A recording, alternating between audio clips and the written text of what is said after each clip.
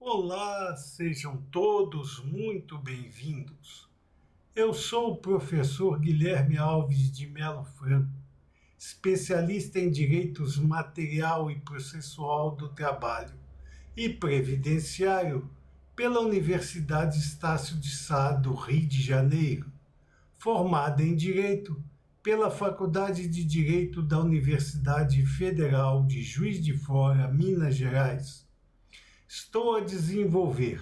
no meu canal do YouTube, Guilherme Alves de Melo Franco Estudar Direito, um curso gratuito sobre os direitos material e processual do trabalho, que tem por objetivo o estudo da consolidação das leis do trabalho, artigo por artigo, e como livro base, os meus comentários à reforma trabalhista Lei 13.467, de 13 de julho de 2017, lançados pela editora Juruá de Curitiba, no Paraná, no ano de 2021. Essa é a nossa aula de número 209 desse nosso curso gratuito sobre os direitos material e processual do trabalho. E nela estaremos a desenvolver nossos entendimentos a respeito dos artigos 590, 591 e 592 da Consolidação das Leis do Trabalho, que continuam a jornada jusoperária brasileira a respeito das entidades de classe. Nesse sentido, nos diz o artigo 590 da Consolidação das Leis do Trabalho que, inexistindo confederação, o percentual previsto no item 1 do artigo anterior caberá à federação representativa do grupo. Portanto, em questões de distribuição da contribuição sindical, para aqueles indivíduos e empresas que optaram por sua movimentação em suas remunerações à guisa de contribuição, deverão, nos casos em que inexistindo confederação, o percentual previsto no item 1º do artigo anterior, que é justamente aquele inciso que fala justamente sobre a distribuição de porcentagem da contribuição sindical para as confederações. Então, inexistindo essa confederação, o percentual caberá à federação representativa do grupo. Aqui nos parece ter havido, à época da construção da consolidação das leis do trabalho, que motivaram a existência da contribuição sindical obrigatória e que hoje está adstrita apenas e tão somente aos trabalhadores e às empresas que permitirem o desconto da mesma de suas remunerações ou dos seus percentuais de lucro e também de contratos sociais, né? Poderá haver essa retirada desses valores devidos à guisa de contribuição sindical. Parece-nos que o mais correto seria alijar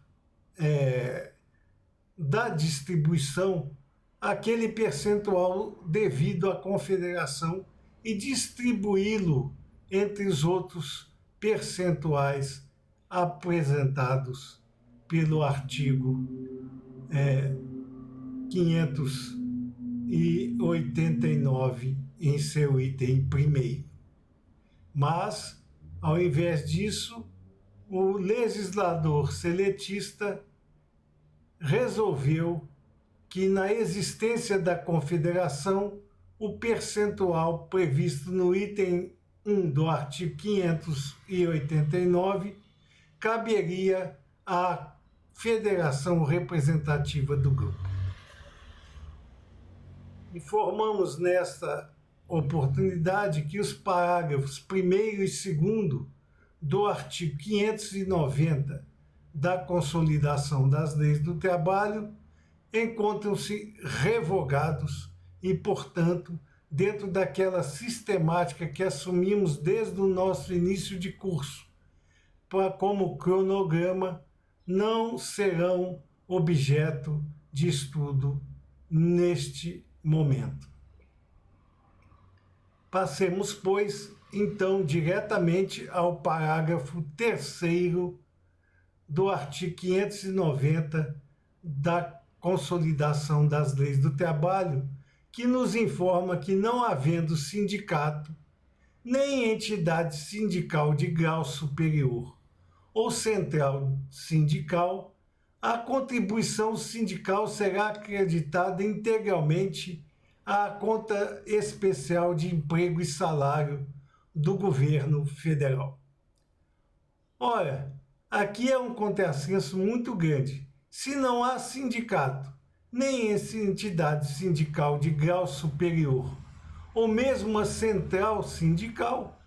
por que haver a necessidade da contribuição sindical? Parece-nos que a sanha arrecadadora do governo federal à época foi superior ao bom senso e a mesmo até a situação de moral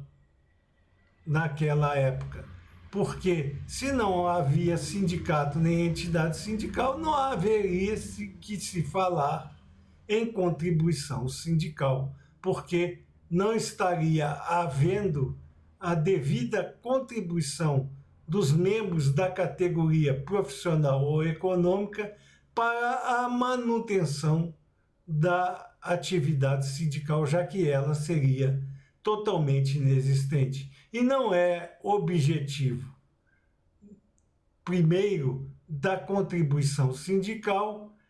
fomentar fundos para a conta especial de emprego e salário do governo. Nos diz o artigo parágrafo 590 da Consolidação das Leis do Trabalho,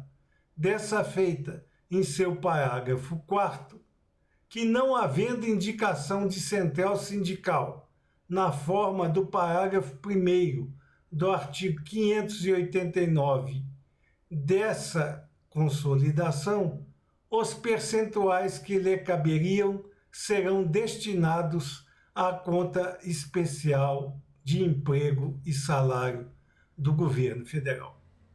Aqui a situação é a mesma que nós combatemos quando estudamos o parágrafo 3º desse artigo 590 da Consolidação das Leis do Trabalho. Se não há indicação de central sindical, na fórmula prevista pelo parágrafo 1º do artigo 589 consolidado, os percentuais que lhe caberiam deveriam ser distribuídos pelos outros modelos de composição das entidades sindicais brasileiras e não serem sumariamente destinados à conta especial de emprego e salário do governo federal, porque não é essa a objetividade da contribuição sindical. Mas verificamos a sanha arrecadadora do governo federal com relação até mesmo à distribuição da contribuição sindical, que à época era obrigatória. Nos diz o artigo 591 da Consolidação das Leis do Trabalho que, inexistindo no sindicato, os percentuais previstos na alínea C do inciso 1º e na alínea D do inciso 2º do caput do artigo 589 dessa consolidação serão creditados à federação correspondente à mesma categoria ou a categoria econômica ou profissional. A situação aqui também é bastante anômala, porque o objetivo da contribuição sindical, que nós podemos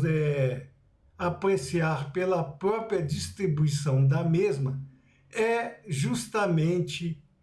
promover a existência dos sindicatos. Tanto é que os valores devidos às entidades sindicais giram em torno de 60% dos valores arrecadados. Né? Então, se não existe sindicato, não deveria haver a contribuição sindical, porque à época ela era obrigatória e depois passou a ser devida apenas e tão somente por aqueles integrantes das categorias profissionais e econômicas que optarem por esse desconto em seus valores sociais ou remuneratórios. Então, o artigo 591 da Consolidação das Leis do Trabalho é um absurdo, porque promove de qualquer maneira o desconto da contribuição sindical, mesmo inexistindo um sindicato da categoria profissional ou econômica. E também lembramos sempre que a época do fomento da consolidação das leis do trabalho, esta contribuição sindical era obrigatória. E, portanto, a distribuição que nós estamos a ver dos valores a ela destinados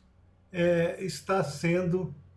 de uma maneira bastante imprópria, como nós estamos a alertar. Nos diz ainda o artigo 591 da Consolidação das Leis do Trabalho, desta feita em seu parágrafo único, que na hipótese do caput desse artigo, ou seja, na existência de sindicato, os percentuais previstos nas alíneas A e B do inciso 1º e nas alíneas A e C do inciso 2º do caput do artigo 589, que já estudamos em nossa aula anterior, caberão à Confederação. Veja bem, novamente, um equívoco bastante gigantesco com relação à necessidade de distribuição da contribuição sindical.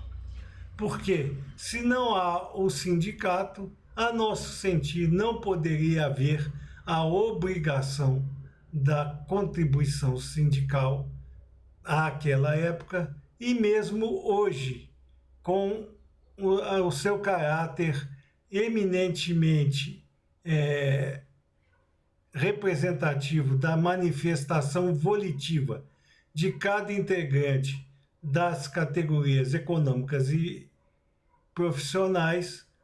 não poderia ser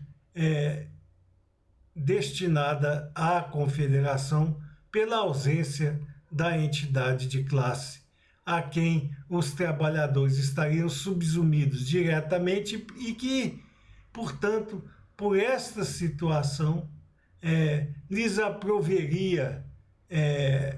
contribuir com a vida da entidade de classe de primeiro grau, que é justamente aquela que tem maior contato com as categorias profissional e econômica representadas. As confederações e federações estão bastante distantes dos membros das categorias representadas e, portanto, não terão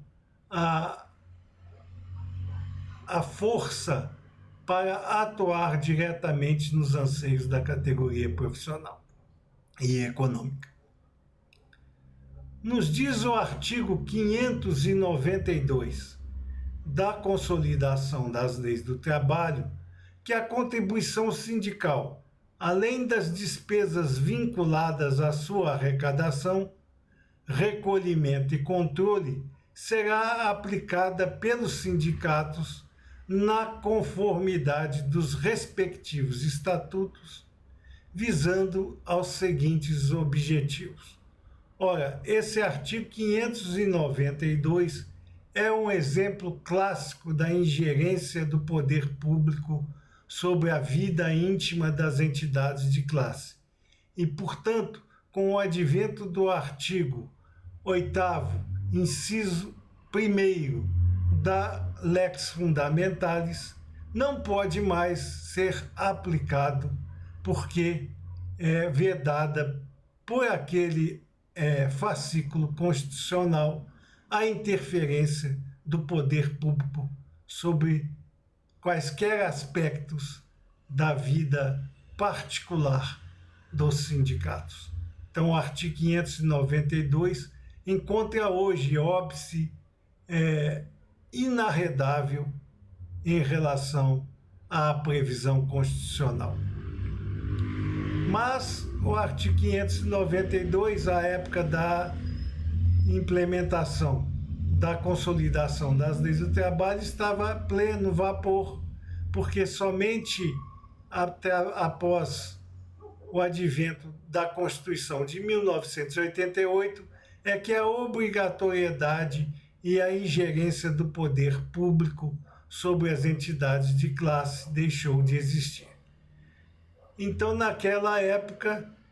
a contribuição sindical era distribuída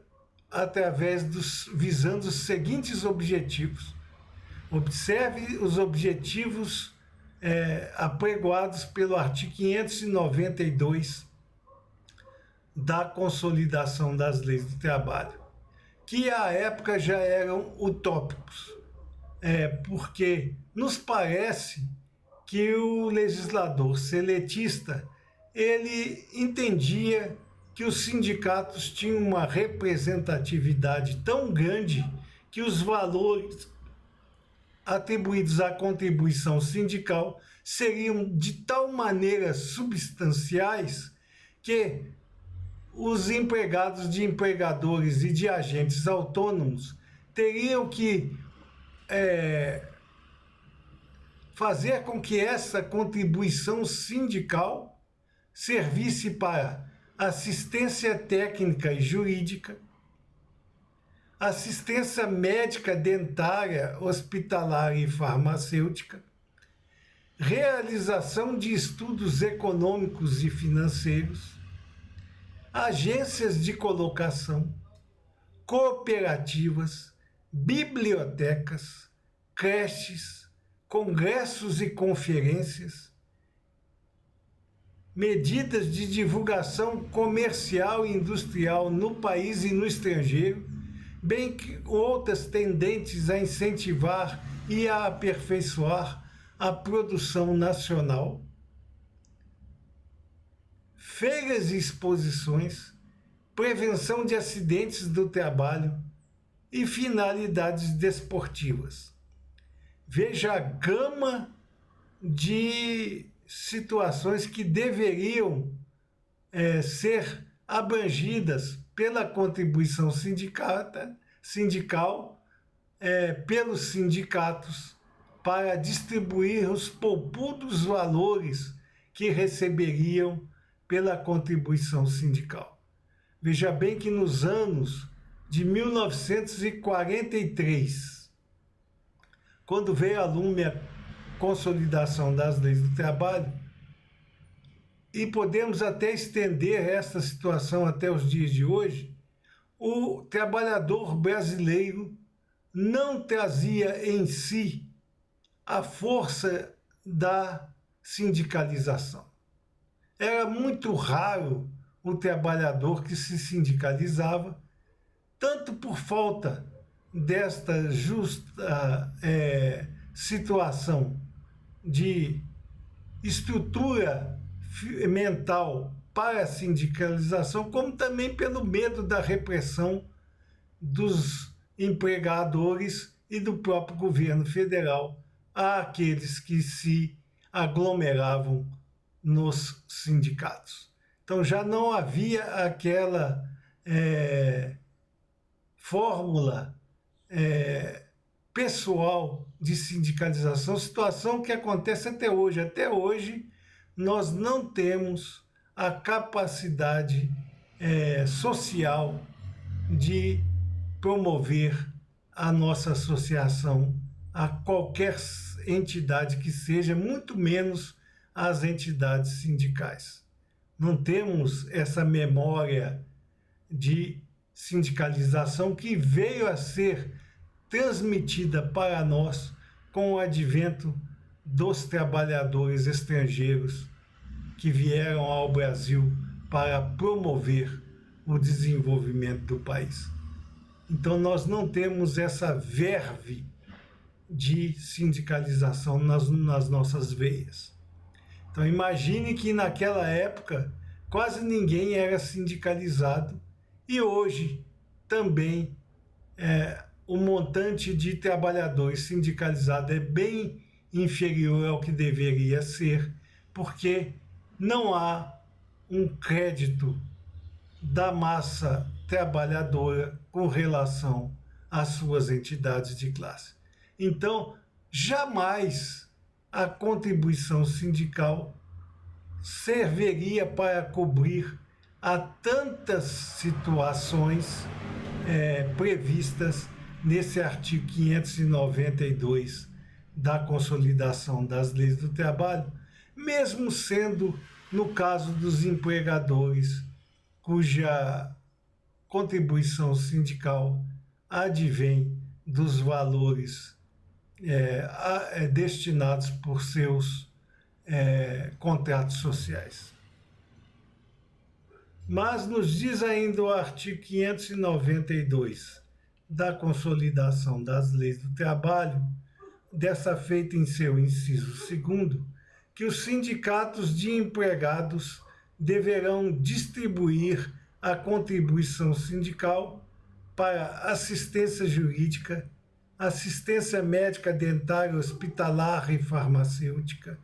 assistência à maternidade, agências de colocação, cooperativas, bibliotecas, creches, congressos e conferências, auxílio funeral, colônias de férias e centros de recreação, prevenção de acidentes do trabalho,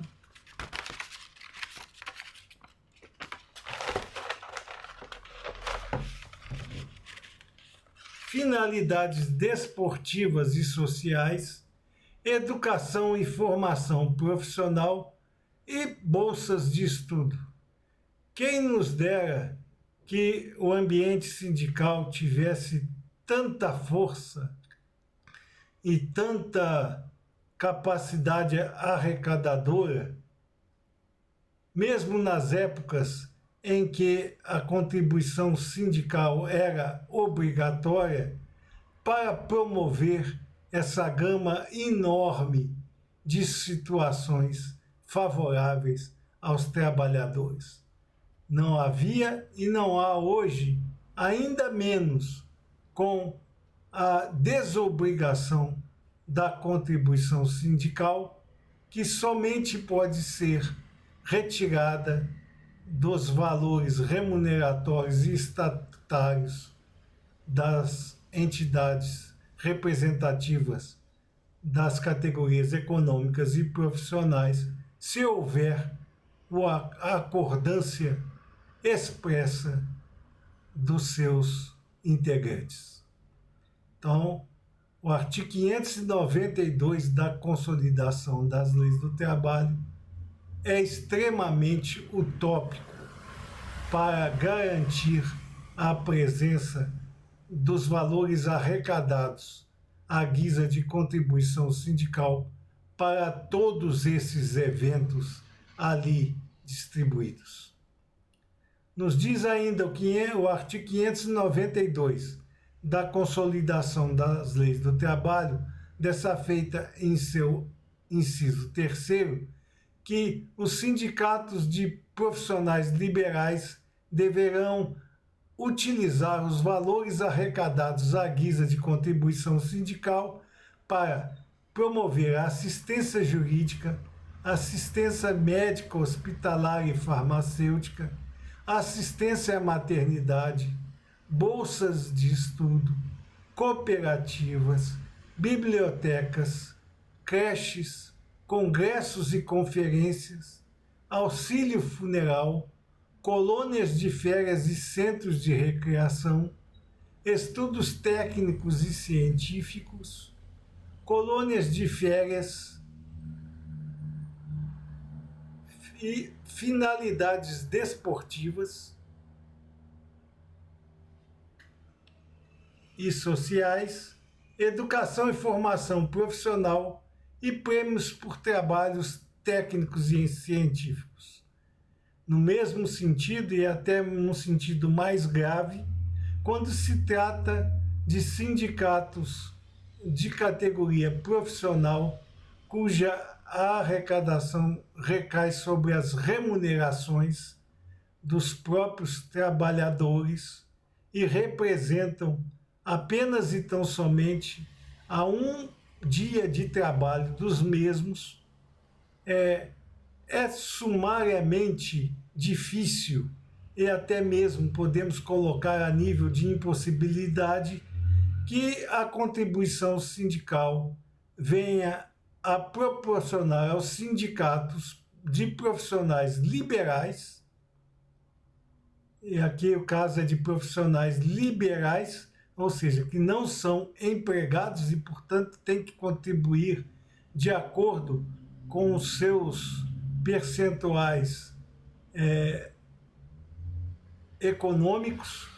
e o que mitiga ainda mais a contribuição sindical para promover tantas benesses aos mesmos profissionais.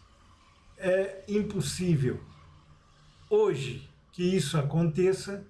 e era impossível que acontecesse à época da construção, da consolidação das leis do trabalho. Portanto, todas essas situações enoveladas pelo artigo 592 eram utópicas e continuam a sê-lo. Nos diz ainda o artigo 592 da Consolidação das Leis do Trabalho, dessa feita em seu inciso 4º, que com relação aos sindicatos de trabalhadores autônomos, a contribuição sindical deveria ser destinada à assistência técnica e jurídica,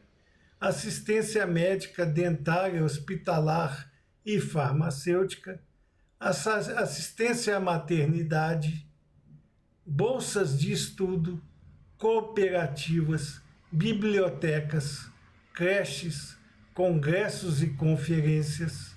auxílio funeral, colônias de férias e centros de recreação, educação e formação profissional,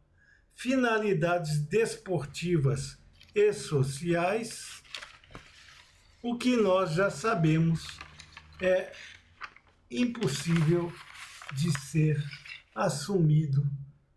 pelas entidades de classe através da contribuição sindical à época, e ainda hoje não há como sê-lo. Portanto, a utopia que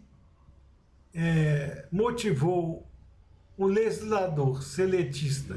a apresentar o texto do artigo 592 consolidado é patente e se amplia através do tempo.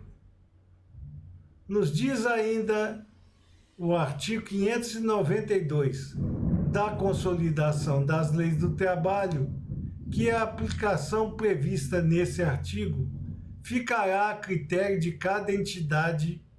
que, para tal fim, obedecerá sempre às peculiaridades do respectivo grupo ou categoria, facultado ao ministro do Trabalho permitir a inclusão de novos programas, desde que assegurados os serviços assistenciais fundamentais da entidade. Veja bem, num arroubo de lucidez, o legislador seletista colocou no artigo 592 da Consolidação das Leis do Trabalho, parágrafo 1º, já que ele viu que era demais que a contribuição sindical pudesse ser destinada a tanta coisa.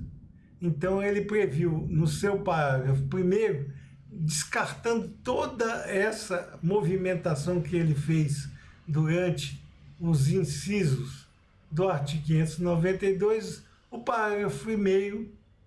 para dizer que a aplicação prevista nesse artigo ficará a critério de cada entidade, que para tal fim obedecerá sempre às peculiaridades do respectivo grupo ou categoria. Mas ainda, como nós estamos vendo durante todas essas nossas aulas a respeito das entidades de classe, caberia ao ministro do Trabalho permitir a inclusão de novos programas, como se isso fosse possível. Os programas todos que já estavam destrinchados no artigo 592 já eram impossíveis de serem cumpridos. E ainda destinou a faculdade ao ministro do Trabalho para permitir a inclusão de novos programas, desde que assegurados os serviços assistenciais fundamentais da entidade. Nós estamos a ver que o artigo 592 da Consolidação das Leis do Trabalho nada mais é que o engodo, o açúcar colocado no café amargo das entidades sindicais da época para dizer que o governo federal não tinha nenhuma intenção de controlá-las. Mas, na verdade, o controle é evidente e só deixou de existir com o advento do artigo 8º, inciso 1º da Constituição da República Federativa do Brasil em 1988, porque ficou vedada qualquer intervenção do poder público sobre as entidades de classe. Embora nós já vimos em nossas aulas anteriores que esse descontrole governamental sobre as entidades de classe ainda não é completo por força da unicidade sindical obrigatória. Nos diz o artigo 592, dessa feita em seu parágrafo 2º da Consolidação das Leis do Trabalho, que os sindicatos poderão destacar em seus orçamentos anuais até 20% dos recursos da contribuição sindical para o custeio das atividades administrativas, independentemente de autorização do Ministério. Então veja bem como é um engodo toda essa situação apregoada nessa nossa aula de número 209 desse nosso curso gratuito sobre os direitos material e processual do trabalho. Além da incapacidade veemente da contribuição sindical, ainda que fosse obrigatória, cumprir todas as determinações de aplicação da mesma, insertas nesse artigo 592 da Consolidação das Leis do Trabalho, ainda existia a faculdade dos sindicatos em destacar das contribuições sindicais até 20% dos recursos advindos desta contribuição sindical para o custeio das atividades administrativas, independentemente de autorização ministerial. Então, os sindicatos ainda podiam tirar desta contribuição sindical 20%, e, portanto, só sobrava 80% da arrecadação para cumprir todos aqueles programas que nós já vimos nesse artigo 592 da Consolidação das Leis do Trabalho. Tudo muito utópico, tudo muito cheirando a engodo, como estamos a ver. Nos diz ainda o parágrafo 3º desse artigo 592 seletista que o uso da contribuição sindical prevista no parágrafo 2º não poderá exceder do valor total das mensalidades sociais consignadas nos orçamentos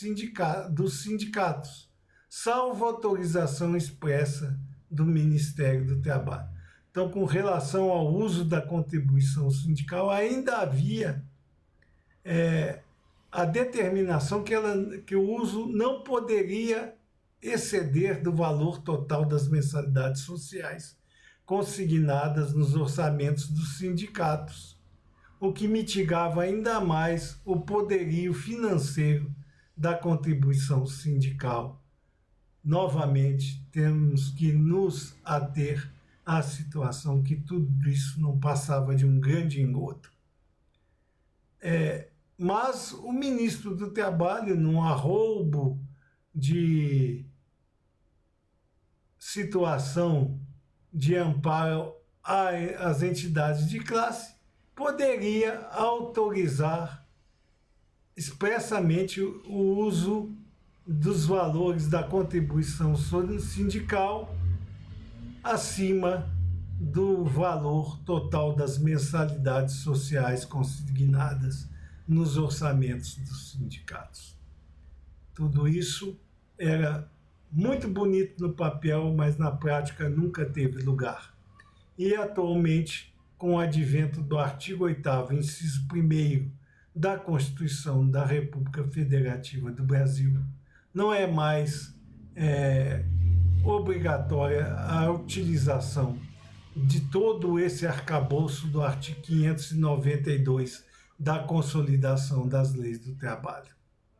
Essas eram as considerações que gostaríamos de fazer a vocês nessa nossa aula de número 209 desse nosso curso gratuito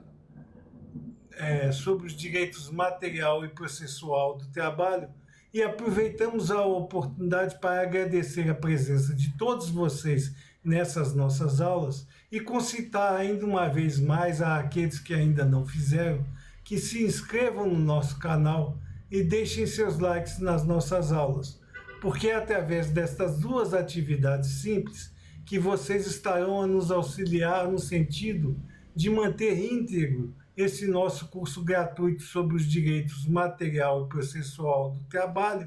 e podermos distribuir o conhecimento aqui arregimentado ao maior número de pessoas possível. Muito obrigado a todos.